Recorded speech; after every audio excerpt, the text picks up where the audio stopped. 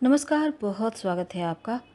तुला राशि, आपके लिए ये कार्यक्रम बहुत विशेष रहने वाला है क्योंकि राहु केतु का जो महापरिवर्तन होने जा रहा है 18 मई को, पूरे 1.5 साल के लिए ये आपके लिए बहुत खास रहेगा। देखिए, राहु और केतु 1.5 साल के बाद राशि परिवर्तन कर रहे हैं और एक राशि में वो 1.5 सालों तक रहते हैं। अब तुला राशि के लिए आने वाला 1.5 साल कैसा होगा, राहु केतु के नज़रिए से बहुत विस्तार से समझेंगे क्योंकि राहु आपके 5वें घर में आएंगे और केतु 11वें भाव में, और ये प्रिडिक्शन चंद्र राशि पर आधारित है। अगर आप जन्म कुंडली का विश्लेषण करवाना चाहते हैं तो व्हाट्सएप नंबर पर बेशक मैसेज कर सकते हैं। राहु और केतु को अगर हम समझें तो क्या है, राहु केतु छाया ग्रह हैं। आधुनिक दुनिया में जो एआई है, जो संचार है, इसके कारक भी राहु ही हैं। व्यक्ति पर जैसे कि टेक्नोलॉजी का प्रभाव जो है दुनिया पर जैसे जैसे बढ़ रहा है, तो राहु का प्रभाव भी बढ़ रहा है, राहु का आधिपत्य बढ़ रहा है क्योंकि टेक्नोलॉजी यानी शॉर्टकट के तरीके से काम करना, आगे बढ़ना, ये राहु है। राहु केतु का यहाँ बहुत अहम भूमिका होती है। तो राहु केतु के नाम से भले ही डर लगे, पर राहु केतु हालांकि ज्योतिष में पाप ग्रह की संज्ञा दी गई है, लेकिन जब देने पे आते हैं तो व्यक्ति को रातों रात अरबपति खरबपति भी राहु क्यों बनाते हैं। शॉर्टकट तरीके से जो धन देता है वो राहु है, केतु है। टेक्नोलॉजी से जुड़ा कोई कार्य करते हैं तो राहु के अंतर्गत है।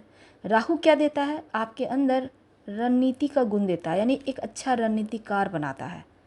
चालाकी देता है, चतुराई देता है, समझदारी देता है और राजनीति का मास्टरमाइंड भी बनाता है। तो इन चीज़ों का कारक राहु है। अगर आपकी कुंडली में राहु अच्छे स्थान पे है तो बहुत अच्छा है, लेकिन अब हम समझ रहे हैं, चूँकि राहु के बारे में हमने कहा कि व्यक्ति को रातों रात स्टार बना सकता है, अरबपति खरबपति बना सकता है। आप मेहनत करेंगे धीरे धीरे। अब शनिदेव क्या है, मेहनत का फल देते हैं, लेकिन राहु क्या है, दिमाग का फल देता है। आप जितना ज़्यादा आप संचार से जुड़ेंगे, टेक्नोलॉजी से जुड़ेंगे, उतना जल्दी तेज़ी से लखपति, अरबपति, करोड़पति आपको राहु बनाएगा। भाग्य को एकदम से आसमान की ऊंचाइयां पर राहु ही पहुंचाता है। राहु आपसे शारीरिक परिश्रम नहीं कराएगा, मानसिक परिश्रम कराएगा। दिमाग से काम लेने वाला कोई ग्रह है तो वो राहु है। तो राहु केतु, अब शनिदेव तो 29 तारीख को परिवर्तन कर ही चुके हैं, 29 मार्च को। और रातों रात अगर राजा बनना है तो वीडियो के अंत तक बने रहिए। सबसे पहली बात तो देखिए, तुला राशि वाले, भचक्री की 7वीं राशि है और राहु आपके 5वें घर में। चूँकि राहु उल्टी गति से चलते हैं तो वो पीछे चलते हैं। अब 5वें घर में 18 मई को आ जाएंगे उल्टे चलकर, यानी वो हमेशा वक्री ही होते हैं राहु और केतु। अब देखिए, राहु आएंगे आपके 5वें घर में और केतु 11वें घर में। सबसे पहले समझते हैं, राहु जब आपके पंचम भाव, विवाह का, लव लाइफ का भाव, संतान का भाव और शिक्षा का भाव है, तो संतान का भाव 5वां घर है, शिक्षा का भी है, बुद्धि का है। अब 18 साल के बाद पूरे 18 महीने के लिए राहु जब 5वें घर में फिक्स हो जाएंगे, तब आप तुला राशि के ऊपर इसका प्रभाव भी थोड़ा हटके होगा। देखिए, कुछ चीज़ें हैं जो तुला राशि की लाइफ में ज़रूर होंगी। जो विद्यार्थी हैं, अगर आप तुला राशि के आप स्टूडेंट हैं, कहीं ना कहीं से पढ़ाई में आप परिवर्तन लाने की सोचेंगे। अगर आप एक्स्ट्रा क्लास ले रहे हैं, आप कोचिंग वगैरह आप लेना चाहते हैं, तो कुछ ना कुछ कहीं ना कहीं आपके जीवन में हटकर होगा। कुछ ज्वाइन करेंगे, कुछ चीज़ों को छोड़ेंगे, आपके जो आपने सोच कर रखे हैं वो कार्य करेंगे। तो ये चीज़ें होंगी। आपके अंदर चतुराई कूट कूट कर भरेगा राहु। और टेक्नोलॉजी, टेक्निक के क्षेत्र से जुड़ेंगे, टेक्नोलॉजी के जरिए आप आगे बढ़ेंगे। चूँकि 5वां घर बुद्धि का भी होता है, और अगर आपकी कुंडली में 5वें घर में राहु बैठा है तो मान कर चलिए आप बहुत सोचेंगे, आप बहुत बड़े बड़े सपने देखेंगे। चलिए हम वर्तमान की बात कर रहे हैं, तो राहु आपकी सोच 5वें घर में बैठेगा तो आपकी सोच को बहुत चतुर बना देगा, आपके अंदर समझदारी भरेगा। 5वें घर में आपका जो साइकोलॉजिकल बुद्धि होती है, यानी जो आप सोचते हैं हमेशा तर्क से, मन से, ये चीज़ें बहुत बेहतर हो जाएगी। और हार्ड वर्क तो करेंगे ही, साथ ही आप शॉर्टकट से भी आप खूब पैसा कमाने वाले हैं। स्मार्ट वर्क करेंगे, स्मार्ट वर्क के जरिए आप लाभ करेंगे। आप शारीरिक नहीं, मानसिक यानी दिमाग से काम करेंगे।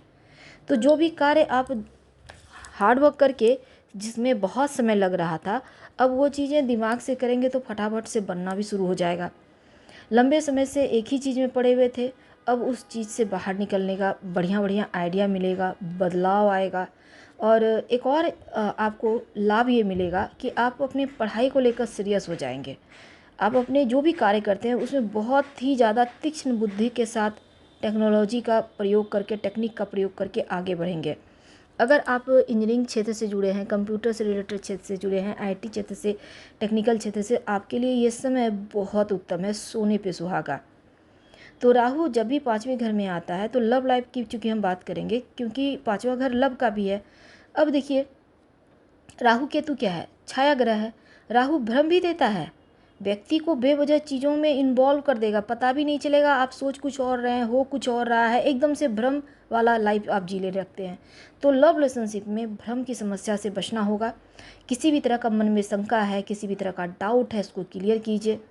और रिश्तों में किसी भी तरह का विवाद ना हो, इसका ध्यान रखिएगा, खासकर 4-5 महीने। वैसे तो लव रिलेशनशिप में कितना भी आपका बेहतर खूबसूरत रिश्ता है, लेकिन यहाँ पर बातें बिगड़ सकती है, आपको ख्याल रखना है, रिश्तों को बेहतर बनाने में आपको ध्यान रखना है। और अगर आप जैसे एक्स्ट्रा मैरिटल अफेयर जैसी चीज़ों में भी आपको दे सकता है, यानी कि आप वैसे किसी एक से अगर आप लव रिलेशनशिप में हैं तो हो सकता है किसी और पे भी दिल आ जाए, कोई और भी अच्छा लगने लगे, तो ये चीज़ करवाकर अफेयर करवाकर आपको ब्रेकअप भी करवा देता है। तो ये चीज़ राहु करवाता है। अब 5वां घर संतान का भी होता है। अगर संतान है, 5वें घर में राहु है, तो देखिए बच्चों को, जो आपका बच्चा है उनका मन चंचल हो सकता है, तो बच्चों के साथ तालमेल बनाकर चलें, उनके साथ दोस्ताना रवैया अपनाएं, एक जगह टिकेगा नहीं। उनके मन को आप बेहतर से तरीके से पढ़ें, उनको समझाएं। और बच्चे, हालांकि जो आपके बच्चे हैं वो मन मर्जी के मुताबिक काम करना चाहेंगे, ऐसे में आपको हर तरफ नज़रें बनाए रखना आवश्यक है। हालांकि आप संतान प्राप्ति के लिए अगर आप प्रयास कर रहे हैं तब थोड़ा सा देरी करवाएगा, लेकिन आप अगर चाहते हैं संतान प्राप्ति तो भगवान श्री कृष्ण का मंत्र का जप करें, क्लीं कृष्ण क्लीं। इस मंत्र का जप करने से संतान की प्राप्ति की खुशखबरी बहुत शीघ्र मिल जाते हैं, या आप संतान गोपाल मंत्र का भी जप कर सकते हैं। अब देखिए, राहु की दृष्टि आपके पहले 11वें पर पड़ेगी, तो ऐसे में क्या होगा, आप कोई भी काम करते हैं साइड इनकम के सोर्स बढ़ेंगे। और पहले घर पर चंद्रमा पर जिसको कहते हैं, राहु की दृष्टि होने से चंद्रमा राहु ग्रहण दोष लग जाएगा, तो किसी न किसी तरह से मन में वहम हो सकता है, बेवजह की चीज़ें आ सकती है। समाज में हालांकि कुछ चीज़ें आपको भ्रम में डालेगा, पर ध्यान रखिए केतु आपके 11वें घर में है, और केतु का 11वें घर में बैठना कोई सपना पूरा करवाएगा, कोई आपका जो बहुत लंबे समय से आप ख्वाब देख रहे थे वो पूरा करवाकर आपके जीवन में खुशियाँ लाएगा, और हर तरफ आपके ही जलवे होंगे। वैसे तो देखिए, यहाँ पर केतु आपके लिए बढ़िया है, खुशियों का कारण बनेगा, और दिमाग आपका थोड़ा सा डाइवर्ट हो सकता है, इसका ध्यान रखिएगा। हालांकि प्रॉफिट में रहेंगे, ज़्यादा सोचिए मत, पॉजिटिव सोच रखिए। रोज़ भगवान सूर्य को प्रणाम करके गायत्री मंत्र पढ़िए, ताकि सही समय पर सही डिसीजन ले सकें। और चूँकि आपके ऊपर न 7.5 है न ढैया है, तो शनिदेव भी आप पे प्रसन्न है, और देवगुरु बृहस्पति भी आपके लिए 15 मई को 9वें घर में, तो ऐसे में आपके लिए भी समय ठीक है। भाग्य स्थान में गुरु का आना आपके लिए अच्छा ही है। तो हम आपसे विदा लेते हैं। जानकारी अच्छी लगे तो लाइक कर, सब्सक्राइब करें, शेयर करें, कमेंट करें। हर हर महादेव। धन्यवाद।